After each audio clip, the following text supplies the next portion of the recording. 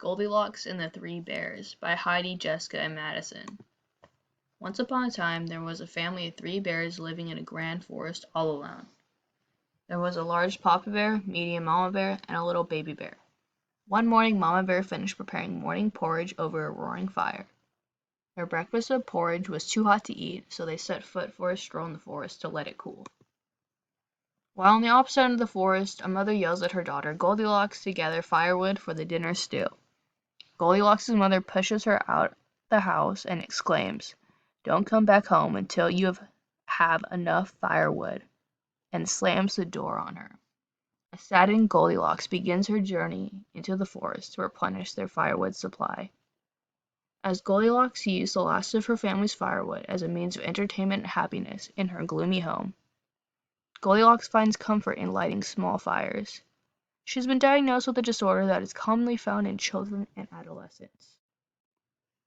As she makes her way through the forest, she hears the familiar crackling of fire within a nearby cottage. The sound fills her with delight.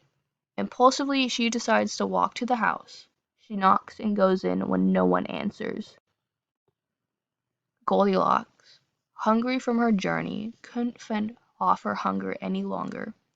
As she enters the home, she notices a table with a large chair, medium chair, and a small chair. And there were 3 bowls of porridge, large, medium, and small. The famished Goldilocks decided to sit down on the large chair and try the large bowl of porridge, but it was far too hot, and the chair was far too hard. She moves on to the medium chair, being too soft, and the bowl of porridge being too cold for her.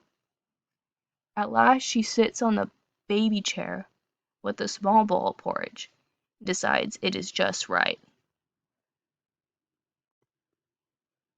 As she finishes the porridge, the chair breaks under her.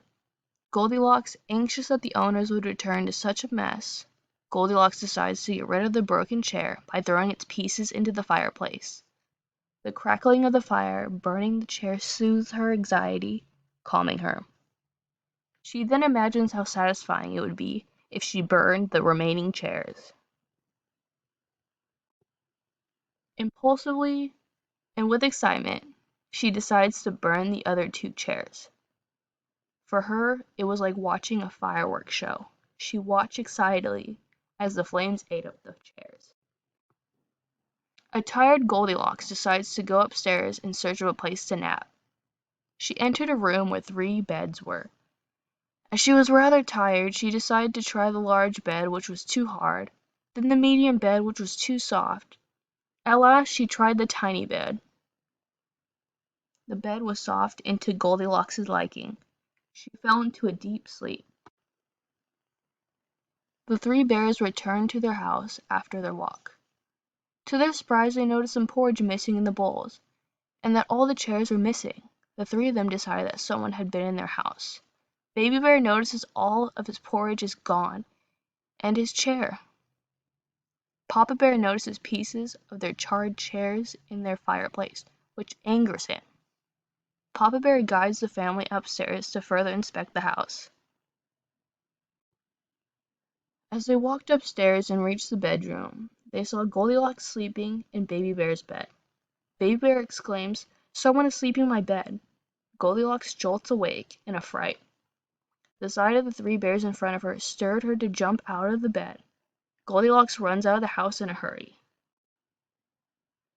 She remembers that she forgot to grab more firewood for her mother's stew. Oh, how could she forget? She becomes fearful of her mother's reaction when she returns home. As she reaches the end of the forest, she picks up a few pieces of firewood, enough to please her mother. As she walks up to her house, her anxiety begins to swell within her. Her mind races, wondering what cruel words her mother might say to her now. Goldilocks enters her home and drops the firewood in the doorway. She brushes past her mother, ignoring her questions and insults. She heads straight to the fireplace, watching the fire flickering and dancing about. Her only happiness. The end.